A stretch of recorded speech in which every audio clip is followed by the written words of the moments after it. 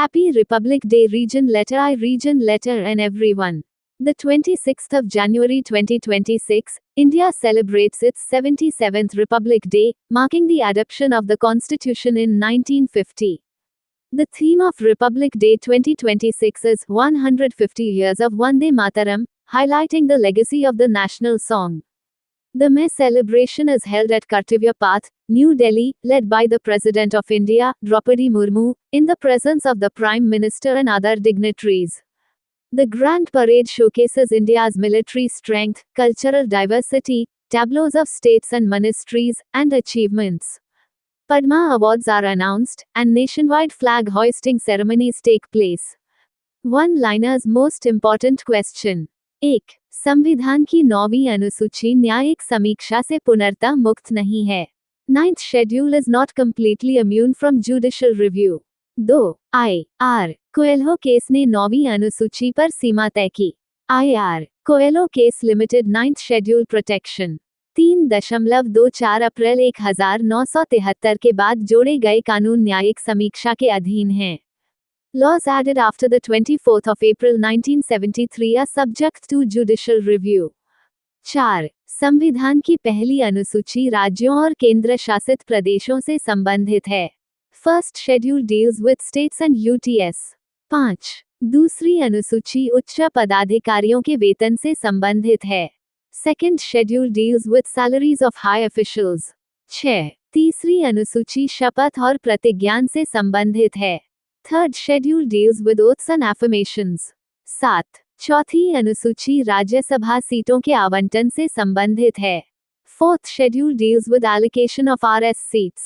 8. पांचवी अनुसूची अनुसूचित क्षेत्रों से संबंधित है. Fifth schedule deals with scheduled areas.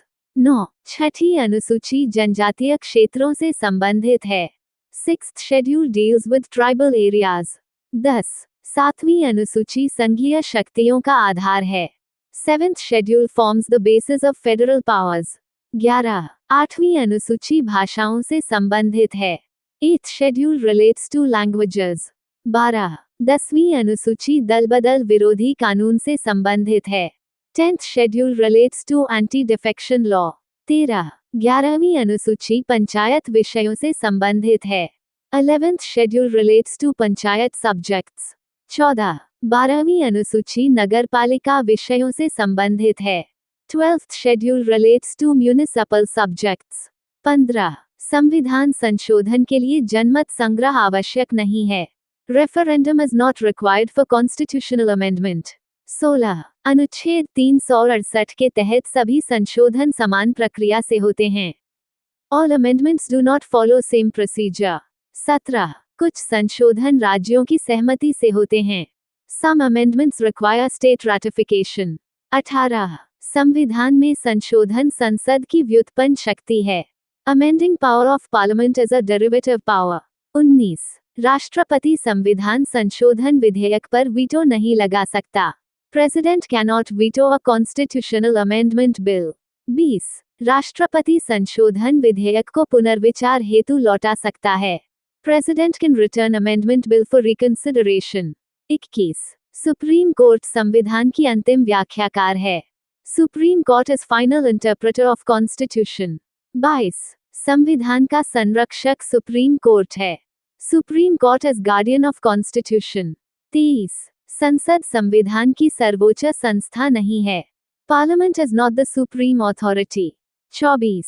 संविधान सभा को असीमित शक्ति प्राप्त थी. Constituent Assembly had unlimited powers. 25. संविधान लागू होने के बाद संविधान सभा समाप्त हो गई. Constituent Assembly ceased after Constitution came into force. 26. प्रस्तावना संविधान का स्रोत नहीं है. Preamble is not a source of power. 27. प्रस्तावना संविधान की व्याख्या में सहायक है. Preamble aids constitutional interpretation. 28. मूल संरचना की अवधारणा संसद द्वारा समाप्त नहीं की जा सकती. Basic structure cannot be abrogated by parliament. 29. मूल संरचना की सूची निश्चित नहीं है. Basic structure list is not exhaustive. 30. संघीय ढांचा भारत में कठोर नहीं है. Federal structure in India is not rigid. 31. Bharat में केंद्र राज्यों से अधिक शक्तिशाली है। Centre is stronger than states in India. 32 अवशिष्ट शक्तियां राज्यों के पास नहीं हैं। Residuary powers do not lie with states. 33 संविधान में स्थानीय शासन मूल रूप से नहीं था। Local self government was not originally detailed. 34 पंचायती राज को न्यायिक संरक्षण प्राप्त है। पंचायती राज हैज जुडिशियल प्रोटेक्शन। 35 संविधान में नीति निदेशक तत्व राज्य पर बाध्यकारी नहीं हैं। DPSPS are not binding on state.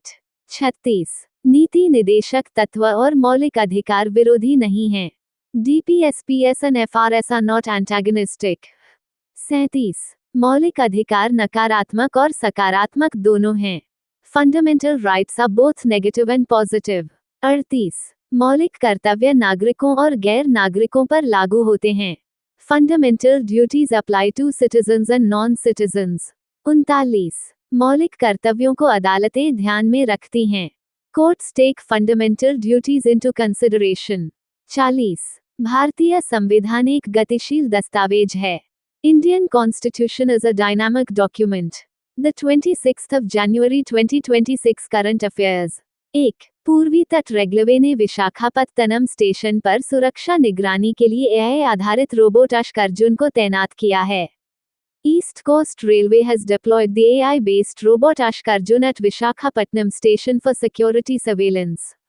2 प्रधानमंत्री नरेंद्र मोदी ने रेली पटरी वालों के लिए PM स्वनिधि क्रेडिट कार्ड की शुरुआत केरल के तिरुवनंतपुरम शहर से की। Prime Minister Narendra Modi launched the PM Swanidhi credit card for street vendors from Tiruvananthapuram in Kerala।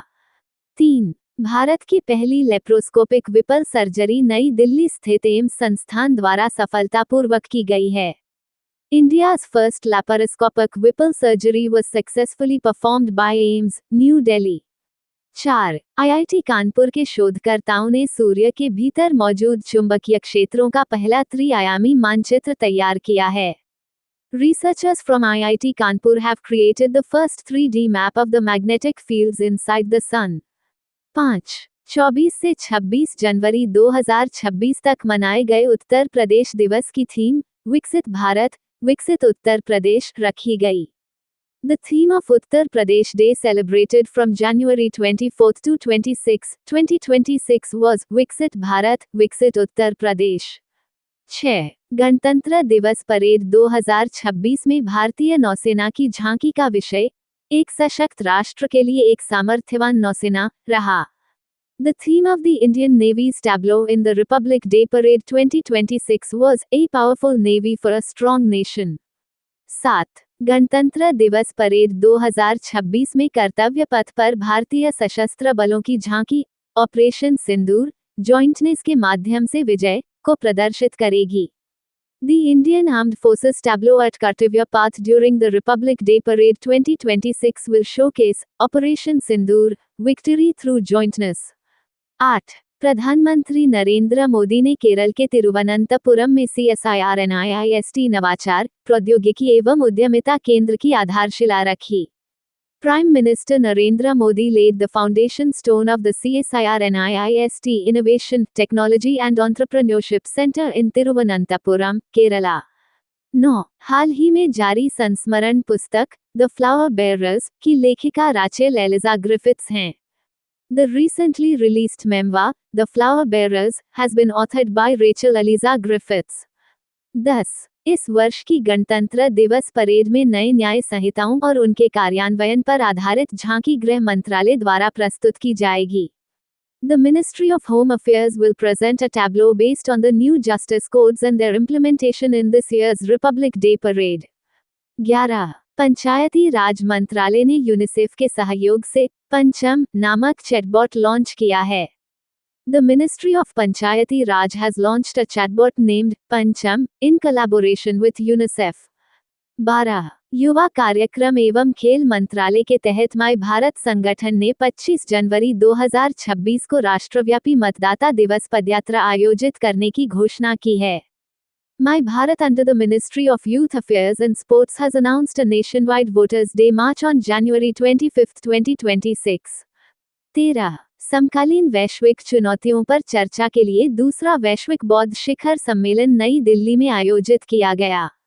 The second Global Buddhist Summit to discuss contemporary global challenges was held in New Delhi. 14. हाल ही में चर्चा में रही अन्ना चक्र पहल खाद्य और सार्वजनिक वितरण विभाग से संबंधित है। The Anna Chakra initiative, which has recently been in the news, is related to the Department of Food and Public Distribution. 15. हाल ही में चर्चा में रहा पांडोह बांध ब्यास नदी पर निर्मित है। The Pandoh Dam, which has been in the news recently, is built on the Beas River. Thank you. Subscribe Muskan Study Material for daily current affair.